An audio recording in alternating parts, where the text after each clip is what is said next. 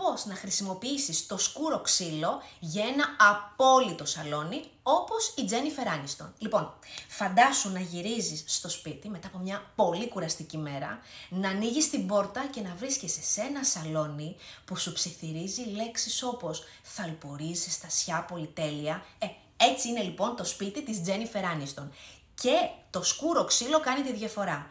Και όχι, δεν χρειάζεται να είμαστε η Τζένιφερ Άνιστον για να ζήσουμε αυτή την εμπειρία. Κάντο λοιπόν όπως η Τζένιφερ με 4 μυστικά. Νούμερο 1. Ένας και μόνο τοίχος αρκεί. Όπως βλέπεις, το έχει κάνει και η Τζένιφερ Άνιστον στο σπίτι της, μπορείς να επενδύσεις σε έναν μόνο τοίχο. Είναι ο πιο έξυπνος τρόπος για να δώσεις χαρακτήρα χωρίς να φορτώσεις ένα δωμάτιο. Επένδυσε σε ένα τοίχο πίσω από τον καναπέ σου ή εκεί που είναι η βιβλιοθήκη σου και δες πως το σαλόνι σου αμέσως θα αποκτήσει μια άλλη διάσταση. Νούμερο 2. Παίξε με το φωτισμό. Τα σκούρα ξύλα απορροφούν περισσότερο φως. Άρα είναι σημαντικό να φωτίσεις σωστά, πολύ σωστά τον χώρο σου. Δοκίμασε έναν κρυφό φωτισμό για να τονίσεις την υφή του ξύλου ή φώτα τοίχου που θα δημιουργήσεις μια πιο ζεστή ατμόσφαιρα. Βέβαια, αν έχεις τη δυνατότητα να προσθέσεις ένα statement φωτιστικό όροφης, εντάξει, το αποτέλεσμα θα είναι πραγματικά μαγικό. Νούμερο 3. Συνδύασε υλικά και υφές.